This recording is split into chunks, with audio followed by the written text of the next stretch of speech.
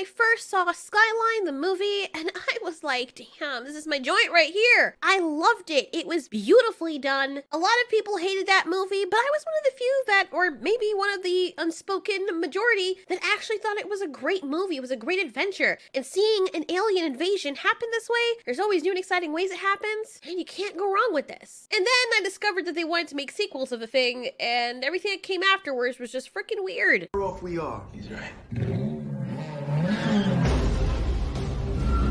And this movie was from 2010, and it was still a much better movie than all of the sequels put together. So, as a tribute to this, we are going to be watching Skylines. Well, rather reviewing it, because you guys kind of have to watch it to get the full scope of the movie. But here's why I think some sequels should never be made. Here we go. Dumb Movie Monday commences. First thing you need to know about Rose is, she ain't exactly human. Apparently they took inspiration from the first movie or the end of it where a guy wants to save his family and his brain gets put into an alien body, but he's not exactly what the aliens wanted. He fights the aliens or the alien biology or whatever, and they have big googly eyes, and he saves his wife from being killed, but then he just leaves her? I don't freaking know. Then this guy comes along who was also looking for his son, and I'm guessing his son was also an alien, and he saves his baby, which is now Rose. Her eyes sparkle red throughout the intro of the movie, but then never really do that again, except for when she's like, okay, we'll get to that later. She's very special, and she's a special gift which allows her to free all of the pilots on Earth, meaning the aliens that had human brains are now able to be reunited with their families. What is up with their eyes? Like, anyway, that's a happy ending or a happy start to the happy ending. And I'm guessing this was Trent, this guy's son. Well, it took 10 years for Rose and Trent to fix everything. So remember the bad aliens? Well, they had a plan. They had the secret ship that was really huge and could basically kill planets. So Rose decides that she's going to end every single person on that ship. But right when she has a clear shot to take down the Armada, she freezes. I wonder why. Her freezing for that one split second causes one of their friendlies to go in the way, and now she has to kill all the people on that ship that are humans and good aliens in order to get at the core. And we focus on this girl, which will turn out to be the sister of somebody else that we see later on in the movie. With a heavy heart, she does what she's supposed to do, kills all the people on that ship so she can get at the shot to the Armada. And everything is hunky-dory and everyone's fine. It's been 5 years as the old man is telling the story, and nobody has seen Rose or the Harvesters since then. Then conveniently, right at the time he ends the story, some people come looking for Rose. Ladies and gentlemen, sorry to break up story time. Looking for this lady, Rose Corley. You seen her? The guy says there's $1 million for anyone who wants to give her up, but nobody spits. But alas, Rose was amongst them the entire time. Another thing to note about Rose is that she ages really, really fast because of the frickin' gift. So people expected that she'd look a lot older, but no, she looks just fine except with grayer hair. I thought the aging process worked all over the body, not just the hair, but you know, maybe that's just me. Her hand looks all shriveled up and she's a canister with some blood. Then she takes off towards a city that looks like somebody ate the shit out of a stack of ribs. She tells the nurse there that she needs a refill. Is she a vampire? She said she needs a refill of blood. Early on in the story, apparently she needed blood transfusions to slow down her aging process and so she wouldn't age as quickly. They say to slow it down, but it almost seems like it reverses the aging process to me. But remember, this is this kind of movie, so there's not really any consistency. One thing that I had to say though, and this was actually well done. You always think of people aging really fast in movies or having the ability to age really fast if they have a certain power, but you never think about them actually aging into old age and just withering away. You always think of it in terms of, okay, they grow up really fast when they're kids and it takes them like 2 days to become an adult, but then they stay at like the age 21 for the rest of their lives all happy like. But that's not realistic because if something ages fast, they're not going to normalize the aging pattern once they get a little bit older. They're just going to keep on aging fast the way that cats and dogs and mice do. So it's good on this movie for at least paying attention to that because that was always annoying and I always wondered that. When she goes to the clinic, she discovers that there's a bug going around that is also affecting the pilots. He's not doing too well either. His transplants got infected by this new virus. Had to replace his leg again, poor old... What the hell? Apparently they're at a time where they could just replace body parts like willy-nilly. Ah shit, my leg is freaking crushed under that goddamn garden tool. Alright, just make an appointment, we'll get you a new leg ASAP. That one falls off, come back and get another one. Every other replacement or refill after that is a $20 copayment. Wouldn't that be awesome if you could just replace your body parts? Like, I feel like I skipped that. Maybe that was in the previous sequel things, but you know, it's a very important, vital piece of information because as far as I know, know, I only remember watching Skylines. And this was a 2010 movie, so leg replacement and stuff like that wasn't happening. And just like with every cat and mouse chase movie, they have to fill it in with unnecessary action by making these people miraculously find the main character no matter where she goes, which means she'll only have about 2 minutes of downtime before she's being chased again. And there goes the lazy written tension. Of course, initially she's able to fight her way out of things. The alien guy who's infected gets up and turns his eyes blue, which we know blue is the evil aliens because of the Skyline first movie. Then he starts attacking Rose. Yeah, I don't know. Well, to make matters worse, they catch her. I don't know, he'd probably still be alive today. If you hadn't run away. Wow, way to rub salt in the wound. What's wrong with these people? Your dad would still be alive today if you'd stayed put and not run away like a stupid little girl. So the whole adventure part of the movie is that she has a gift or a special superpower that they need, so they couldn't just let her walk away. They really need her for a mission. And just like that, even though these are the people that are hunting her, and one of the aliens that work for them is her brother Trent, she agrees to work with them. What's really happening is that the pilots are dying out, probably because they can't eat or do whatever they normally do, so they're reverting to their base functions, and instinct is taking over. So they're killing off the last remaining humans so they can rip the humans' brains out and... Yeah, I don't know how this works, but basically there's not a lot of humans left on Earth. But my thing is, you'd think they would study these aliens and how they function. Like, more of them would do that. So when they're like, Rose, you need to help us. We need to get the Armada ship and get the core from it. And she's like, what do you mean I destroyed it? No, it just so happened that when you thought that you destroyed the ship, its core warped at the last moment and now it's back on its planet. So essentially, all those people that she felt guilty over died for no freaking reason. And the best strategy to ensure human survival, according to this man, bing! Yeah, I didn't feel like adding the sound effect. Is to warp all the way to the aliens planet, where you're on the alien organism's turf that tried to eradicate humans and has a way more advanced tech and possibly even more of them on that planet with basically half a plan. All right, sounds good to me. You already know Leon, our hunter. As of now, he's your personal escort. G here cracked their navigation network. Thanks to him, we can travel 5 light years in a single day. Whoa, wait. Okay. So there's a guy that single-handedly figured out faster space light travel, and they just brush him off. Like, oh, he's just one of the dudes that happens to like orange juice and wears a glove full of Vaseline for one of his hands. Rose is briefed on the mission very quickly and then put in a room with a surprise roommate, her brother Trent. Seeing their relationship is honestly very cute, and it's so easy to remember that there's a human brain in there. So that automatically means that their consciousness is still intact, right? Yeah? Well, I haven't showered in like a year. What's your excuse? What are you working on?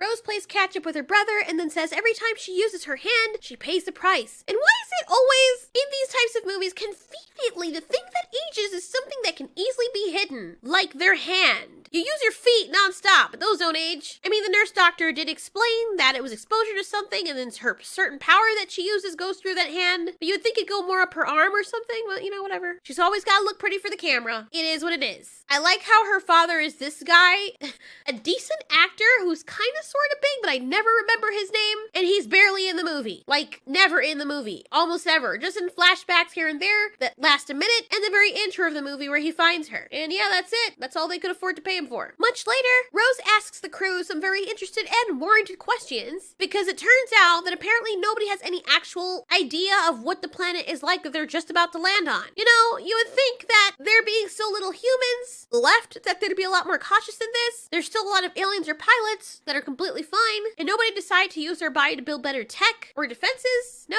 nobody. Okay. Then Rose asked them what would they do if they ran into harvesters or the bad aliens. And their answer is they'll just turn the ship back to the blue color, and the aliens, the good ones, would turn their eyes blue so that they would blend in and look evil. Okay? Like, holy shit, man. I'm starting to get tired. Is this thing where you wow. If that were the case, and they just could change the colors of their eyes willy-nilly, you would think that the enemy aliens would turn their eyes red so that they look, what the fuck? Like, you just press a button on the side of your head and your eyes turn fucking blue, dude. Jesus Christ. How convenient. And the way they're explaining it, why would you wait to go into the turf before turning your colors blue? They said, what if you run into danger? Like, you're gonna wait till you run into danger before you change your freaking eye color? This whole eye color thing is so stupid, but I think it's mainly for plot convenience, and so we can understand that they're the good guys up until the point they need to be or look like the bad guys. We can tell easily who is who. That's it? That's all you got? Oh, so you have half a plan. Yeah. So they even admit to having half a plan. Why is it the people in these movies always have to be above average stupid? We've simulated this mission roughly 500 times with a 90%. Simulations are nothing compared to the real thing. That's why we need you. I can't take on an entire planet.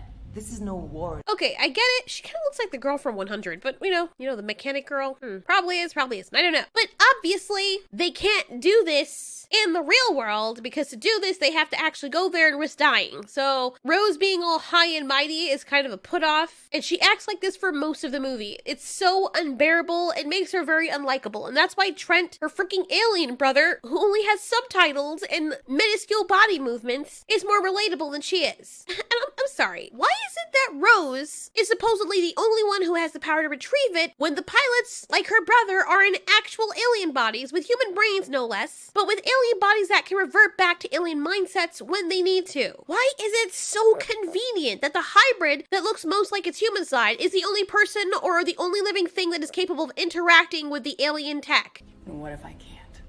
You've saved us all before. And when the time comes, I know that you will make us proud. They finally arrange to embark on their journey, and okay, I guess they do rightly decide to change the ship color before getting there. Thank you for the common sense at least. And then they warp. I do like the CGI for the alien ship. It's about the only CGI that works in this movie. After they warp, we get a scene back on the ground and we follow the old man and one of the nurse leaders as they try to survive the infected aliens who were technically human, but now are turning full alien or some shit like that. Back in space, the characters have reached their destination, the planet of the Harvesters. It's kind of beautiful though. I will say the space shots of this movie are A1, but I feel like I'm watching a TV show when it comes to the humans and the people in the alien suits. Everything else looks like a wet burger. Turn on my blue eye color. Lock and load, Alpha Team. It's go time. It's like the only purpose these two characters have, by the way, is so we can constantly see them kissing in every awkward cutaway shot. I get it. They're probably kissing and telling each other they love each other because you never know what's gonna go down on each mission. And honestly, I would probably do the same, but it's just the way it's edited. Like, everyone is talking about preparing for the mission and being serious, and then there's this random cutaway with half a second of her lips locked onto his, and then it comes back to everybody else being serious and talking like, what the hell? Rose starts to feel some high-pitched noises in her brain, but she doesn't tell anyone. You know, on a mission like this, and for something so painfully important, you'd think after the first one of these brain episodes, she would let someone know. Yep, it's not the first time this has happened. When they were warping towards the planet, it happened, and maybe she thought it was just the warp, but then they would have briefed her on that, and the second time it happens, she tells no one. Maybe it's just me, when it comes to life and death situations, I would let someone know when I'm having a piercing doorbell donging throughout my skull. Also, I get the aliens have blue light coming from their ships and eyes and whatnot, but why does their entire planet have to be blue as well? Perhaps you damaged it more than we thought. Well, if that's the case, how the hell are we supposed to get home? How many times do I have to remind everyone? We're on a goddamn stealth mission here. So shut your... How are they on a stealth mission, but yet everyone is talking? You're not even whispering there. Oh my god. You know, something just crossed my mind. Looking at Trent and the other aliens that have human brains now, you get the concept of the human brains now being put into these alien bodies. Do they still have human urges, like to whack off and stuff? If they don't have human parts anymore, how do they achieve, like, what? Okay, so does that not bother them? Like, is that part of them basically dead because the mind knows it no longer has those parts? Just like what happens with eunuchs? They find out the reason this place is so dead and empty is because it's a tomb for dead aliens. But there is something that is alive there. And it turns out it's not the Harvesters or the original aliens. It's something more sinister that probably killed the Harvesters. Ugh. They start attacking the crew, and then it becomes a full-fledged dungeon crawler RPG. Like Diablo, there are things coming from everywhere, and the humans are able to keep it off. They're basically ripping off Predator. Then Rose conveniently notices as one lands right in front of her that it can't see. The creature looks as though it has the eyes of the Harvesters, but it has a mask covering it, and it looks totally blind when the light shines in there. That is a cool-looking alien, though. But what I don't understand, and this is why I hate these movies sometimes, oh my god, I'm there screaming at the monitor like, what are you doing? I can't see. Okay, bitch. All right. Okay. They can't see. You've gotten that. But how the fuck do you know if they can hear or not? Why would you say that audibly but it's so close to your fucking face? And then we get the shoot 'em up action. The guy, Leon, who is clearly going to be a romantic interest later on, conveniently has 2 aliens upon him. But all the second one is doing is tugging at his fucking helmet. Okay? Like what? Holy shit, man. Apparently, Rose the entire time throughout this fight is trying to use her powers. And now I understand why they have this as a dark scene, because of course, people say they use darkness to hide bad CGI. And I can't tell that it's horrible. So, you know, they achieve that. At least the girl who plays Rose is a decent actor when it comes to her face and her emotions. But unfortunately, Rose can't use her powers. Conveniently. Right when she's about to be killed and suddenly she doesn't know how to fight anymore when she was just beating everyone up, Trent, her brother, comes out of nowhere to save the day. Hold on! My leg. What do you mean your leg? I don't see any leg. Not anymore. Alexei blows herself up or warps herself out of there along with all the aliens somewhere else, making a sacrifice. Back on Earth, the human beings we don't actually care about are fighting aliens that are infected, that are technically human. The old grandpa guy sacrifices himself. He's a nice character, but we barely get to see any character growth from either of these people to care enough about them. The nurse tries to inject a serum to see if it will change back the alien to its previous form. Not like a human body, but just like when it wasn't freaking sick. My only qualm with this was the way that Grandpa got sacrificed. Eat this!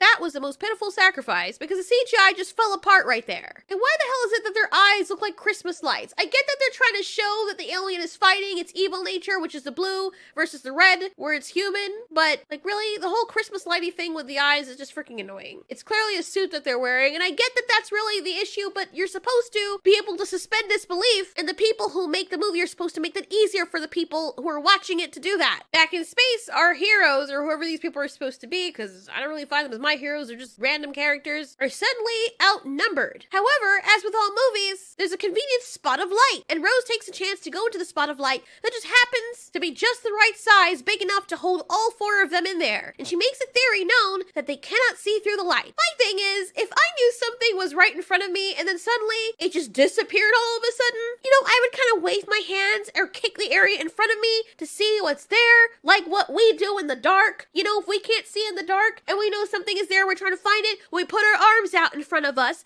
and wave it around until we touch something solid, right? Why would these creatures not do this? They're all but avoiding the actual spot where they saw the humans last disappear. How convenient. I hate that. Look at me run. They get to the Armada and Rose goes to start the court. And right around this time, I will admit the movie gets slightly more interesting. Rose tells Trent she loves him and whatever, their last goodbyes no matter what happens. She uses her power or it's taken from her, but as a twist that we expected, she turns evil. Someone took the core and Rose faints. She's no longer Rose. Now they're in trouble. My thing is, she does that little thing that they did in the first movie where they're gonna get taken up to the sky and it looks like this big thing and then she just lets them go when they go back to normal and then she just, you know, jumps off the, okay? What was the whole build up for what was the fucking point? Rose meets with the matriarch alien that tells her that we've been waiting for you and you're one of us and you belong to us. So Rose now fights for them. Her wound isn't there anymore, and all of a sudden she's back to normal. Some shit goes down, and her hair changes, like it's now in braids or flat twists or whatever. Like, okay, I guess turning evil changes your hairstyle as well. But her brother comes to the rescue and says, Rose, let's go! And of course, they're waiting for Rose to defend them, and she refuses to go with Trent because she's at home now. Trent fights as best as he can. He fights his sister, but he doesn't want to hurt her. Then, of course, the whole thing of find your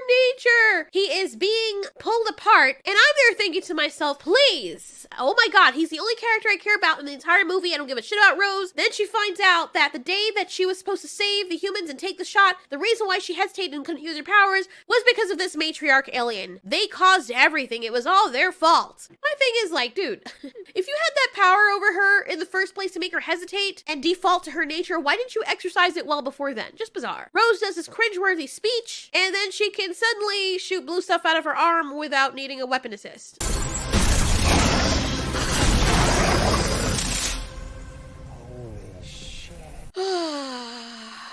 Okay, so I know I'm nitpicking. That's the whole point of these videos. I don't understand how she has this gift in a human form because the aliens themselves are not able to do that. And last time I checked, the humans of this world are actual humans like us. They're not able to do that too. So how does an alien mixed with a human give her the ability to shoot God rays out of her fucking arm? The world may never know.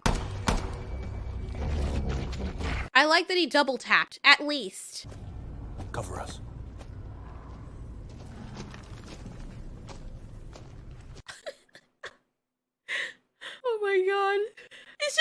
he said covers, and then she's just standing there with that stupid derpy Superman pose.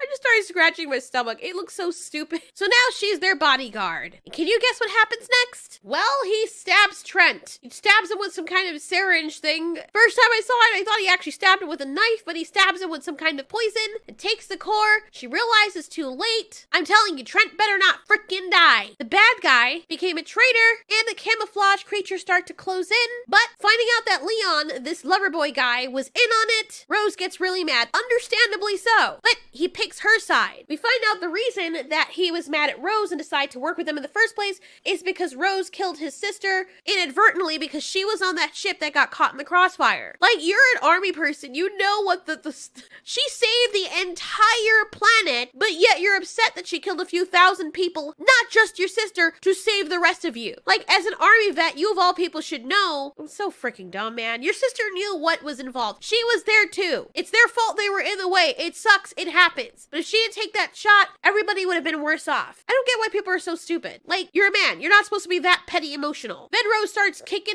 ass and has to do all these weird moves just so she can do her freaking Superman punch light god ray thing. And they just show the scene that she can kick ass. Meanwhile, back on Earth, we don't care what happens back on Earth. Oh, but wait, there is one thing. As the aliens start to close in, we get a human that had been turning into one of those aliens that we saw earlier on for some unknown reason, not really sure why that's happening. And he's suddenly stronger than the aliens themselves. Okay. And he magically knows how to fight like a martial artist. Something that was bugging me during this whole time. Why did the aliens look so freaking disgusting? I mean, look at them. Look at the lumbering pieces of timber wood that they are. I understand the budget, you know, they had to make people wear suits, but it just hurts me because I take a look at the original aliens from Skyline and what they look like.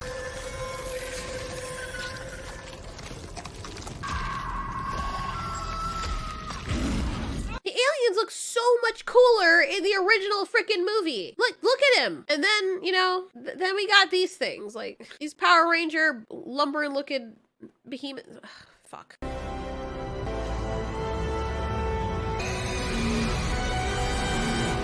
And that was it.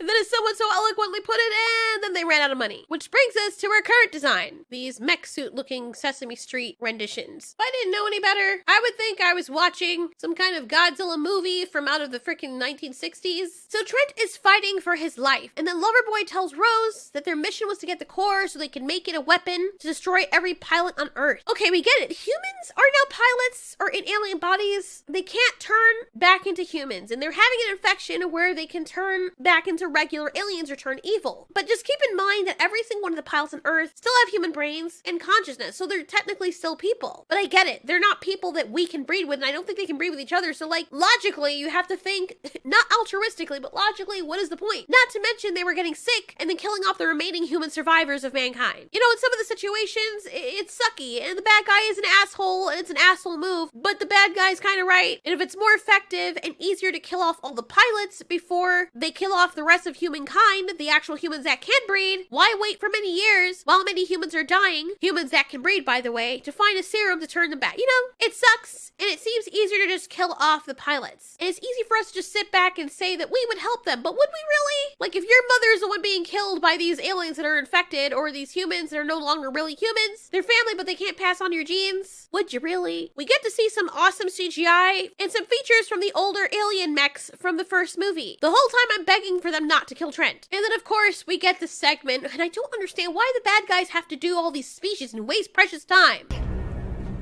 Damn it! You chose the wrong side, Rose. What? Genocide?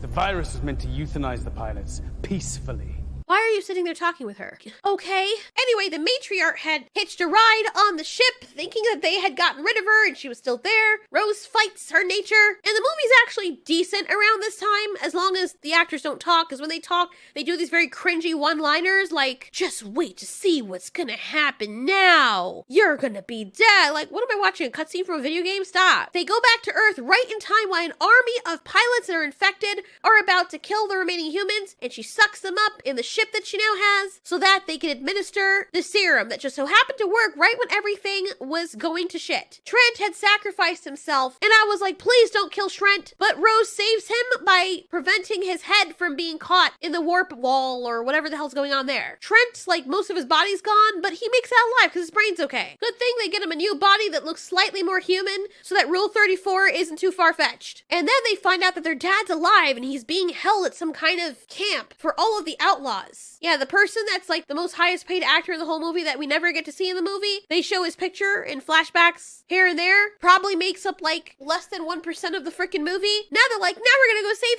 him. And that's it, the movie ends. Whoo, oh boy. Man, was that movie weird. Like, we've come so far from what Skyline used to be. I don't even know what the point is of making these sequels. They're all shit. I mean, this isn't the worst dumb low budget movie that I've seen, but holy shit, man. When I consider that this is part of the Skyline franchise, I cringe, and all it makes me want to do is go back and watch the original movie, which I guess that's the point, maybe? I don't know. Anyways, that's it for the adventure. If you guys already saw this, what did you think about it? You should go see it for yourselves. It's on Netflix. Thanks so much for watching. This has been Alteori. You ask, we answer.